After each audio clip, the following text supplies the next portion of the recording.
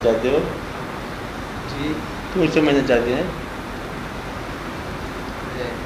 سمجھ آئے اس واسطے میرا ایک ہے اسی ہے تو جب ذکر ہویا اور صاحب بھی چھڑیا اس کے یہ رابانیت ہوئی اسی سمجھ لیں چلو اس واسطے میں اسے منوانا چاہتے ہو؟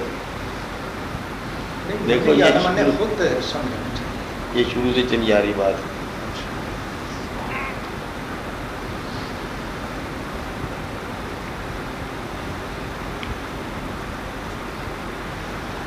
کسی بھی بات کو ماننے والے اور نہ ماننے والے رہیں گے جہاں پر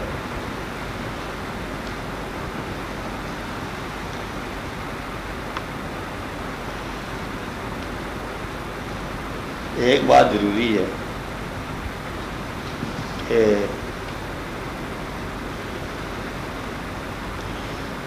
اچھے خیال کو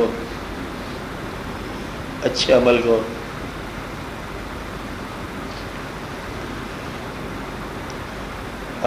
نااہل لوگوں نے نقصان ہی پہنچایا، چاہے محبت ہی کی ہے، خیال صحیح تھا اور بیان کرنے والے اس مقام تک نہ پہنچے، وہ شروع کر گیا اس کی تبلیغ اور پھر تبلیغ کرنے سے وہ واقعہ آگے پیچھے ہو گیا۔ یہ بات سمجھ نہیں آ رہی؟ مطلب کوئی شخص اللہ تعالیٰ کی تعریف کرے کہ اللہ تعالیٰ نے بڑی مہربانی کی ہے، اللہ بہت مہربان ہے، کہتے کیسے پتہ چلا؟ کہتے اللہ مہربان ہے اور دیکھو جی حالات اچھے ہو گئے ہمارے، مہربان ہو گیا اللہ، ثابت کیا ہو گیا؟ اللہ مہربان۔ اور جس کے حالات خراب ہو گئے وہ پھر اللہ پر ایمان نہیں لائے گا کہ اللہ تو مہربان ہے، حالات درست کرنے والا، اور پھر میرے ساتھ وہ مہربان نہیں ہے کیونکہ میرے حالات درست نہیں ہوئے، اور نتیجہ یہ ہوا کہ اس کا ایمان اللہ پر اٹھ جائے۔ تم نے اللہ کو اس طور پر بیان کیا کہ جس کے پاس وہ طور نہیں ہے وہ اللہ کو نہیں مانے گا کہ اللہ کون ہے؟ کہتے اللہ جو بیٹے پیدا کرتا ہے تو بیٹیاں پیدا کرنے والا، پھر مشکل میں آ جائے گی بات۔ کہتے اللہ تعالیٰ نے بس زندگی عطا فرما دی، اس کی مبارک ہو، اور اللہ پہ نے آدھے زندگی عطا کر دی، اور ڈاکٹر کے بیٹھے بیٹھے زندگی ختم ہو گئی۔ اب اللہ کو اپنے مزاج کے مطابق بیان کرنے والوں نے اللہ کے کاج کو فائدہ نہیں پہنچایا۔ یہ بات تو واضح ہوگی نا کہ اللہ تعالیٰ کو، اللہ تعالیٰ کی شان تو یہ ہے کہ رحمان بھی ہے اور قہار بھی ہے، درمیان میں ساری سی بات دیکھتے جاؤ۔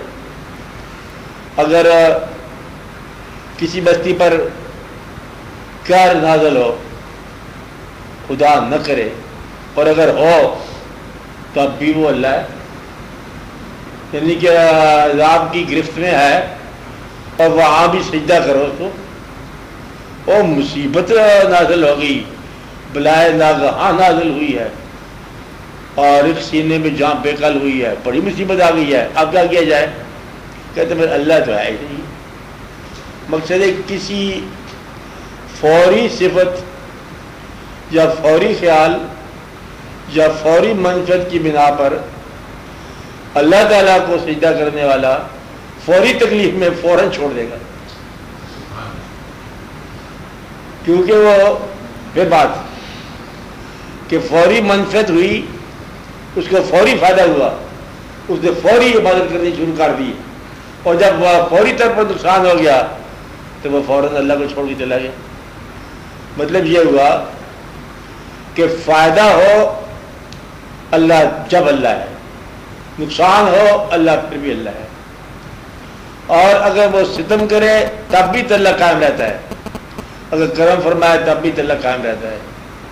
تو اللہ تعالیٰ کو فوری صفات کی روشنی میں بیان کرنے والوں نے کوئی تھوڑا سا یہ اچھی بات نہیں کی کہ اللہ جو ہے وہ اللہ ہے، ہر حال میں اللہ ہے۔ وہ کہتے ہیں جب دشمنوں کی بڑی قوت تھی، یہاں اللہ کام نہ آیا، ہم نے بڑا پکارا، ایک شعر ہوا، شعر نہیں کہنا چاہیے، حادثات جہان راہ ندی، کیا کہا چکا صاحب؟ حادثات جہان راہ ندی، آپ کا نام بھی لیا میں نے، کہ آپ کا نام لینے کے باوجود حادثہ رہا کہ پھر اللہ کہاں تھا؟ اللہ اس وقت کہتا اللہ اس وقت بھی اللہ ہی تھا جب تمہارے اوپر آسمان ٹوٹ رہا تھا، اور جب غم آ رہا تھا، جب جوان بیٹا اور بوڑھا باپ جدا ہو رہے تھے کسی طور پر، ایک پہلے جائے دوسرا پہلے جائے، اس وقت بھی اللہ اللہ ہی ہے، اور جب وصال ہو رہا تھا تب بھی اللہ تھا۔ تو اللہ کو اپنے حالات کی روشنی میں نہیں ماننا، اللہ کو ماننا ہے کہ اللہ اللہ ہے، اور یہ اس کا اختیار ہے۔ کافروں کو کافر پیدا کرے اس کی مرضی، مومنوں کو ایمان عطا فرمائے اس کی مرضی، اور چڑیا کو زندہ رکھے اس کی مرضی، اور جو چاہے وہ کرے یہ اس کی مرضی۔ وہ خالق ہے، وہ مالک ہے، بلکہ اپنی مرضی کا مکمل مالک ہے۔ ہمارا کام کیا ہے کہ حالات کی تبدیلیوں کے باوجود تعلق تبدیل نہ ہو، یہ ہے پہلی بات اطاعت میں۔ اطاعت میں کیا بات ہے کہ حالات کی تبدیلیوں کے ساتھ اگر آپ کا اعتقاد یا عقیدہ نہ بدلے یا تعلق نہ بدلے تو یہ سمجھ لو کہ آپ نے اللہ کو مان لیا، ورنہ وہ کہتا ہے میں اللہ کا قائل ہو گیا جی، وہاں پر صحرا کے اندر کوئی تھا انتظام نہیں ہے، میں تو اللہ کو مان گیا کہ وہ بندہ بنایا کھانا آ گیا، اندازہ لگاؤ بھوک کا وہ عالم کہ انسان کھانے لگ جائے، اور ہم نے دل سے پکارا اللہ ہے اور وہاں کھانا آ گیا، کہتا اس دن سے میں مسلمان ہو گیا۔ دوسرا کہتا ہے کہ وہاں پر ہم نے کھانے کی موجودگی میں کھانا چاہا، ہمیں ہاتھ بڑھانے کی توفیق ہی دے ہوئی، میں کیسے مانوں اس کو؟ تو لہذا ماننا نہ ماننا جو ہے یہ ان حالات پر دار و مدار نہیں ہے، یہ نصیب پر ہے، یا یہ آپ کا کسی اعتقاد پر ہے کہ آپ نے عقیدہ مان لیا، بلکہ کسی ذات پر ایمان لائے کہ جس کو حضور پاک صلی اللہ علیہ وسلم کی ذات سے۔ اب یہ تاریخ سے 2-3 واقعات غور سے دیکھو کہ یہ آپ کو سارے دیکھے ہوئے واقعات ہیں کہ ایک جگہ پر صلح ہو رہی ہے، اور صلح کی شرائط میں ایک شرط یوں لکھی جانی ہے کہ آپ یہاں پر اپنا نام محمد رسول اللہ نہ لکھیں، آپ کا نام لکھو اپنا نام ابن عبداللہ، اور جو آپ کے ساتھ وابستہ لوگ ہیں وہ رسالت کے دم سے وابستہ ہیں، صفت رسالت ہے کہ انہوں نے رسول مان لیا ہے اور ماننا بھی چاہیے، اور یہاں پر وہ لفظ کاٹا جا رہا ہے، ایسے ہی ہے۔ اب ماننے والوں کے اوپر ایک آزمائش کی گھڑی ہے کہ جس وجہ سے ہم اس اعتقاد میں ہیں وہ وجہ تو کٹتی جا رہی ہے۔ اب 2 آزمائشیں ہوگی نا، اور پھر انہوں نے سوچا کہ آپ کی مرضی، آپ رسول لکھیں، آپ کی مرضی نہ لکھیں، ہم جب بھی آپ کے ساتھ ہیں۔ تو ایمان کیا ہے کہ ایمان آپ ٹائٹل سے بے نیاز ہے کہ اب آپ اللہ کو مانے تب ہم آپ کے ساتھ ہیں، اللہ کو نہ مانے تب بھی ہم آپ کے ساتھ ہیں، اللہ آپ نے بتایا ہے۔ تو گویا کہ ایمان کی تعریف کیا ہوگی کہ ایمان بھی نثار ہو گیا، اب یہ عقیدہ ہو گیا۔ اب بات سمجھ رہے ہیں عقیدہ کیا ہے؟ اب عقیدہ حالات سے آگے نکل گیا، محبت کے اندر داخل ہو گیا، عشق میں داخل ہو گیا، یہ آگے روحانیت کی بات آتی ہے۔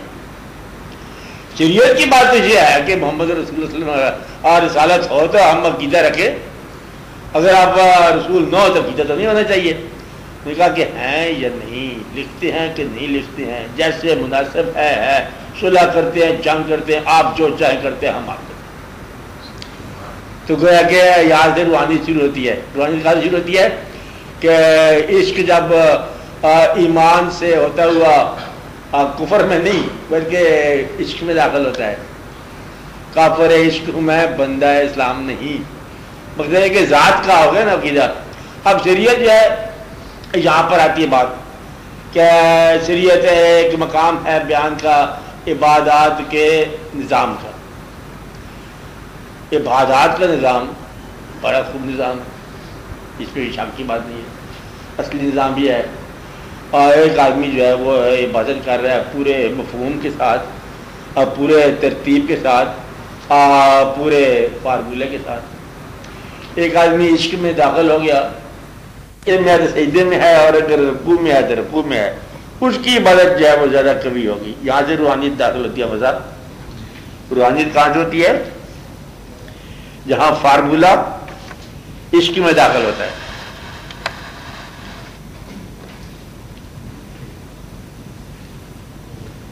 بتاتا ہوں،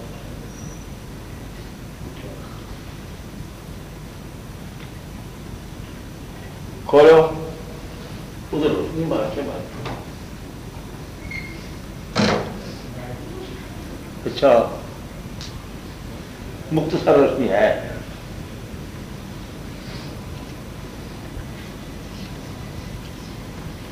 اب تو بات سمجھ آ رہی ہے؟ کیا سمجھ آئی؟ کہ اللہ کا حکم ہے کہ جان بچاؤ۔ کیا حکم ہے؟ جان بچاؤ، یہ حکم ہے اللہ تعالیٰ کا۔ اور ایک آدمی جان دے رہا ہے اللہ کی راہ میں، بچا نہیں رہا، اب وہ آدمی زیادہ عزیز ہو گیا نا۔ مقصد یہ ہے کہ روحانیت جو ہے یہ عشق میں داخل ہوتی ہے اور یہ ترتیب سے باہر ہو جاتی بات، حد سے بھی آگے نکل گیا اور دور نکل کی بات۔ میں یہ کہہ رہا تھا کہ لوگ جو اپنے طور پر بیان کرتے ہیں نا صفات کو، یا اپنے انداز سے بیان کرتے ہیں، ان لوگوں نے کوئی فائدہ نہیں پہنچایا دین کو۔ مطلب یہ ہے کہ اگر آپ یہ کرو گے تو یہ یوں ہوگا۔ آپ پر ایک آدمی تقریر کر رہے تھے، ذرا غور سے سنو بات، تقریر کر رہے تھے کہ مسلمانوں اگر آپ لوگ عبادت کرو، آپ لوگ فارمولے میں رہو، آپ لوگ اچھائی کرو تو آپ پر بھی بڑے فیض ہوں گے، آپ کی بڑی ترقی ہو جائے گی، آپ دنیا کی قوموں میں بہت بلند ہو جاؤ گے۔ تو ایک آدمی نے کہا کہ وہ جو بلند قومیں ہیں وہ کوئی عبادت کرتی ہیں؟ مقصد یہ ہے کہ ہمیں عبادت کا مفہوم یہ سمجھنا چاہیے کہ اللہ کا حکم ہے بس ہم چل رہے ہیں۔ اس طرح اب رمضان شریف آ رہے ہیں، آ رہے ہیں نا، ابھی روزے کی خوشبو آئی ہے، ہاں افضل، اب ہم اس کے اوپر جو وضاحتیں کریں کہ اگر روزہ رکھو گے اس سے آپ کا استقامت ہو جائے گی، اس سے آپ کو فیض ملے گا، اس سے آپ کو ضبط پیدا ہو جائے گا، اس سے آپ کے ایثار کے جذبے پیدا ہو جائیں گے، یہ کہتے ہیں لوگ۔ اور اگر ایسا نہ ہو تو پھر روزہ نہیں رکھنا چاہیے۔ آپ بات سمجھتے نہیں سمجھتے؟ مطلب یہ ہے کہ یہ اللہ کے حکم کو اللہ کا حکم سمجھ کے مانو، اس کی بہت بڑی تفصیل کی کوئی ضرورت نہیں ہے۔ اس لیے مطلب یہ آگے جو ہے نا روحانیت یہاں سے شروع ہو جاتی ہے کہ جب فیض جو ہے عشق کا شروع ہو جاتا ہے، ایک مقام ہے، کسی کے ساتھ ایسا لگن پیدا ہو جائے۔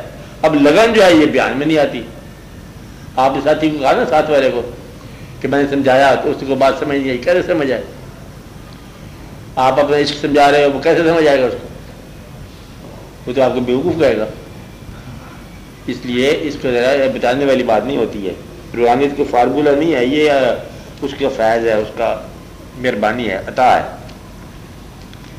اس کو علم بنا دیا لوگوں نے کہ یہ علم ہے، اسے ایسا ہونا چاہیے، ویسا ہونا چاہیے۔ اگر ایسا نہ ہو تب بھی جتنے روحانی عظیم لوگ آئے ہر ایک کا انداز الگ ہے۔ کبھی آپ نے دیکھا؟ ہر ایک کا انداز الگ ہے، ہر ایک کا فکر الگ ہے، شریعت سب کی برابر ہے۔ کوئی کسی طور پر آ رہا ہے، کوئی کسی طور پر آ رہا ہے، کوئی دریا کے کنارے بیٹھے ہوئے آپ کو مل جائے گا، اور کوئی بیان کرتے ہوئے مل جائے گا، کوئی خاموش درویش ساری عمری چپ سرکار نام رکھ دیا، اس کا پورا فیض دیتے ہیں۔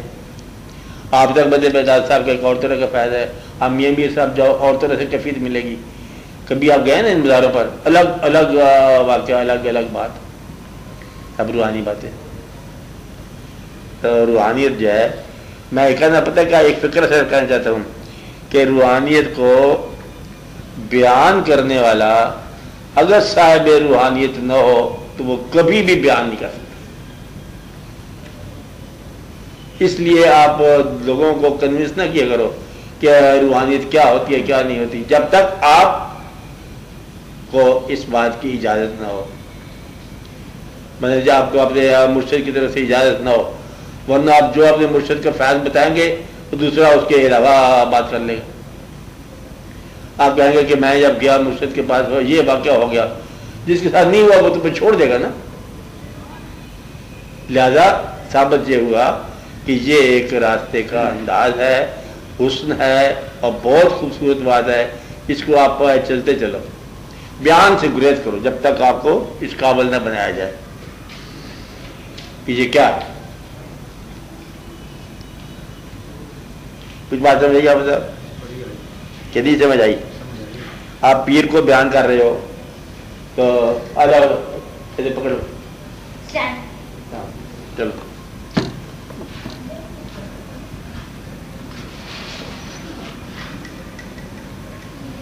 مثلا آپ بیان کر رہے ہو، ہاں آپ پیر کو بیان کر رہے ہو اور آپ اس طرح بیان کرتے ہو کہ چاہتے ہی ہو کہ دوسرا آدمی کیا ہو جائے؟ مرید۔ جب تک پیر نہ چاہے تو وہ مرید کیسے ہو؟ تو پیر نے کوئی آپ کی، اب یہ بات بڑی ضروری ہے کہ مرید یہ سمجھتا ہے کہ میں جماعت بنا رہا ہوں پیر کی، اور یہ بات بہت ہمیشہ سے غلط ہے کہ مرید کے دم سے پیر نے پیری نہیں کرنی ہے، وہ اللہ کے فضل سے ہونی ہے جو ہونی ہے۔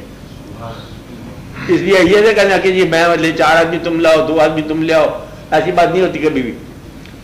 اس لیے اپنا وقت نکالو، اپنا لطف لو، اور کوئی شخص بیان کرنے کے باوجود جو ہے وہ تاثیر کا حاصل ہونا بڑا مشکل ہے۔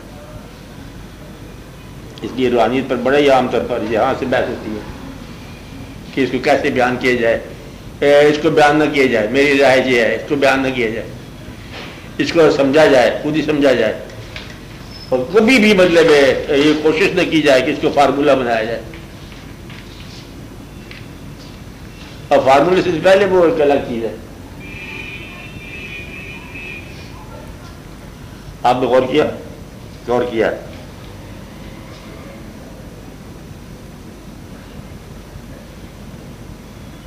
یہ بڑی بڑی باتیں ہیں اور غور والی۔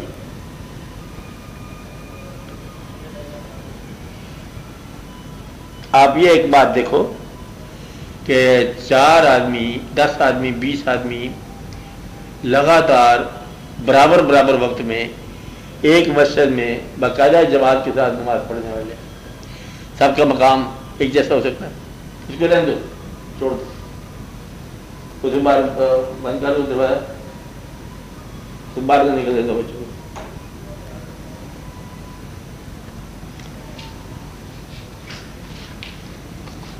اب میں کیا کہہ رہا ہوں، ایک مسجد میں جانے والے، ایک نماز پڑھنے والے، سال سے ایک جیسا کام کرنے والے، مسجد کے حساب سے برابر ہونا چاہیے نا مقام ان کا، برابر نہیں ہوتا۔ کیا چیز برابر نہیں ہوتی؟ پھر حفاظت برابر کی ہے اور سال سے برابر چلی آ رہی ہے۔ وہ چیز جو برابر نہیں نہ ہوتی وہ ہے ایک خاص انسان کی اپنی ذات، کہ ایک سجدہ، ایک آدمی کا سجدہ زمین یا روئے زمین کی عاقبت بدل جاتا ہے، ایک آدمی کا سجدہ اسی جگہ کرنے والا اور ریاکاری ہو سکتی ہے۔ جہاں سے فرق آتا ہے روحانیت کا۔ اب بات سمجھائی؟ 2 سجدے برابر کے ہو رہے ہیں، ایک مکر کا سجدہ ہے اور ایک روح کا سجدہ ہے، اس لیے پھر یہاں سے آگے بات ملتی ہے کہ دیکھو عبادت کر رہے ہو، یہاں سے عشق نہ ہو اگر تیرا میری نماز کا امام، پھر وہ عشق کو امام بنا کے واقعہ کرتے رہتے ہیں۔ کلمہ سب لوگ پڑھتے ہیں، پھر ایک آدمی کہتا ہے کلمہ پیر پڑھایا باہو میں سدا سواگن ہوئی، وہ اور کوئی بات ہوتی ہے، پھر اس کے رموز سے آشنا اور طرح سے ہوتا ہے۔ باقی زبان کا کلمہ اور پڑھتا ہے، دل کا کلمہ اور ہے، روح کا کلمہ اور ہے، خیال اور ہے، یہاں سے درجے پیدا ہوتے رہتے ہیں۔ جس طرح جو گہرائی میں جائے گا تو بات چلتی جاتی ہے، اس کے مفاہیم الگ الگ ہو جاتے ہیں۔ اس کی مثال دی ہے کسی نے کہ بھئی ایک اگر آم ہے نا، آپ دیکھنے میں آم کا پھل، افضل دیکھنے میں کیا ہے؟ آم۔ اب یہ دیکھنے والی بات ہے کہ اس کی لذت سے آپ آشنا نہیں ہیں، یہ دیکھنے والی چیز۔ پھر اس کے بعد کچھ لوگ یہاں اس کا گودا کھانے والی چیز، وہ وہاں تک آشنا ہوئے، کچھ اس کی گٹھلی سے آشنا ہوئے، کچھ اس کے بیج سے آشنا ہوئے، کچھ اس کے اندر جو چھپا ہوا درخت ہے اس سے آشنا ہوئے، کچھ آنے والے زمانوں سے آشنا ہوئے، کچھ اس کو جو دوست کا تحفہ دینے کی خوبی ہے اس سے آشنا ہوئے. ایک چیز جو ہے وہ درجہ بدرجہ اپنی آشنائی عطا کرتی رہتی ہے حتیٰ کہ اپنا راز عطا کر دیتی ہے. اصلی مفہوم کیا ہے؟ کسی نے کہا کہ اس کے اندر امر الہی پوشیدہ ہے، تو وہاں تک پہنچنا جو ہے نا یہ اصل میں روحانیت کی بات ہے کہ آپ صفت سے ذات تک پہنچو. کیا کرو؟ صفت سے ذات تک پہنچو، اور ذات کو ایسے نہ بیان کرو بغیر سمجھے ہوئے. اپنا پہنچنے والی بات کرنی ہے کہ صفات سے چلتے چلتے ذات کے تقرب تک پہنچو. دروشی پڑھتے پڑھتے جس ذات پر دروشی پڑھ رہے ہو اس کو تقرب حاصل کرو. بھائی یہ سفر یوں ہے، روحانیت کا سفر یہ ہے. روحانیت کو میرے رائے مشورہ یہ اس کو بہت علم نہ بناؤ. روحانیت ہی کافی ہے کہ ایک خیال سے اگر آنسو آ جائے تو روحانیت پوری ہوگی. وہ ایک نے کہا کہ دروشی پڑھو، اس نے کہا کہ دروشی پڑھو. ایک آدمی دروشی پڑھتا رہا بآواز بلند، اب دوسرا روتا ہی رہا. اب بتاؤ کس کا دروشی کیا ہے؟ بتاتے ہو روحانیت کے بعد ایک شخص ایک آدمی کے پاس پیر بزرگ کے پاس گیا، کہتے سرکار دعا کرو، 10 سال سے میں کوشش کر رہا ہوں اور میں وہاں حج پہ جا نہیں سکتا. کوئی ایسی بات ہو جاتی ہے، وہ کبھی نام نہیں نکلتا، کبھی واقعہ نہیں ہوتا، کبھی کچھ نہیں ہوتا، اور رونے لگ گیا. کہ آپ دعا کرو میں اس دفعہ ضرور جانا چاہتا ہوں. پیر صاحب کے بزرگ تھے. پیر صاحب کہنے لگا اچھا بھی آپ سب لوگ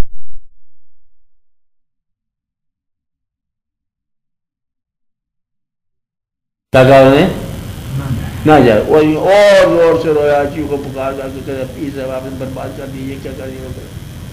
تھوڑا سا ہوش میں آیا. پیر صاحب نے کہا دیکھو میں بوڑھا آدمی ہوں، میں نے 16 حج کیے ہوئے ہیں، اور اگر ممکن ہو تو میرے 16 حج کے ثواب تو لے لے اور یہ درد جدائی مجھے دے دے. یہ میرے 16 حجوں سے زیادہ ہے. اب روحانیت کی کیا تعریف ہو کہ روحانیت حج کا نام ہے یا حج کی آرزو کا نام ہے؟ اس لیے اس کا بیان نہیں ہو سکتا اب صاحب کہ وہ کیا چیز ہے. بعض اوقات فراق جو ہے یہ روحانیت ہے، بعض اوقات وصال روحانیت ہے. بعض اوقات وہ بلا لیں پاس تو روحانیت ہے، کبھی وہ نکال دیں تو یہ بھی روحانیت ہے. کہ رہنا ہے ہر حال میں راضی، ہر حال میں راضی رہنے والا روحانیت کے معنی سمجھتا ہے. اور اللہ تعالیٰ کے قریب رہنے والے جو ہے نا، اب کچھ لوگ امیر ہوئے کچھ لوگ غریب ہوئے. وہ اگر آپ کو دولت عطا کرے تو دولت مند ہونا روحانیت ہے.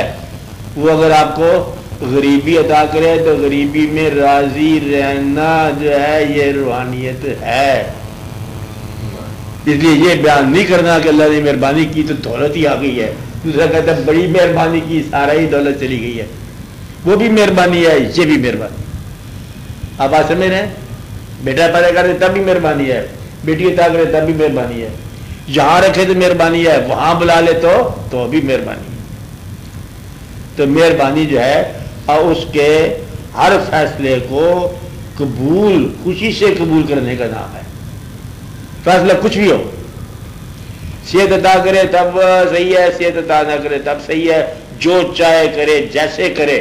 خود فیکون کی ابھی آپ نے بات پڑھی ہے، مطلب اس کا نام ہی ہے وہ پاور رکھتا ہے. ارادہ کرے جو ارادہ کرے وہ ہو جاتا ہے. تو اس کے ارادوں پر خوشی کے ساتھ سرنگو ہونا جو ہے نا یہ روحانیت ہے. تو روحانیت جو ہے وہ دعا بھی بعض اوقات نہیں کرتی. اب کیا دعا کی جائے؟ پیٹ میں درد ہے تو درد ہونے دو نا. اس نے کہا کہ پیٹ میں آپ یہ بیمار ہیں، پیر صاحب سے کہا مریدوں نے آپ بیمار ہیں، آپ اپنے لیے بھی دعا کیا کرو. انہوں نے کہا دعا کی تھی، پھر آواز یہ کہ یہ فیصلہ کر کہ یہ وجود تیرا ہے کہ ہمارا ہے. اگر تیرا وجود ہے تو ٹھیک کب تک کرے گا؟ ہمارے اختیار میں دے دیا تو ہم جو چاہیں کریں. اب یہ فیصلہ کرنا ہے آپ نے. آپ صاحب کیا فیصلہ کرنا ہے؟ کہ اس کی مرضی پہ چلنا ہے کہ اسے اپنی مرضی پہ چلانا ہے. تو میرا خیال ہے کہ اس کی مرضی پر چلنا جو ہے یہ روحانیت ہے. وہ تلوار سے گزار دے تب روحانیت ہے، آپ کو علیحدہ رکھے تب روحانیت ہے. جو بھی جس حال سے گزارے رہنا ہے ہر حال میں راضی، مالک سنگ ہے جیون بازی، تو ہر حال میں راضی رہنے والی بات ہے۔ آپ بات سمجھ رہے ہیں؟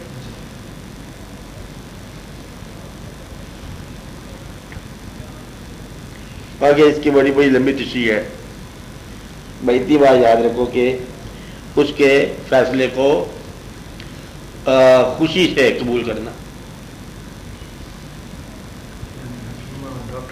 باپ نے فرمایا بیٹے سے میں نے خواب دیکھا ہے، آپ کو قربانی کے لیے پیش کیا ہے۔ بیٹے نے یہ نہیں کہا کہ جواز کیا ہے کیا نہیں ہے، انہوں نے کہا جو آپ کرو راضی ہیں، آپ اپنا عمل کرو ہم راضی ہیں، مجھے آپ شاکرین میں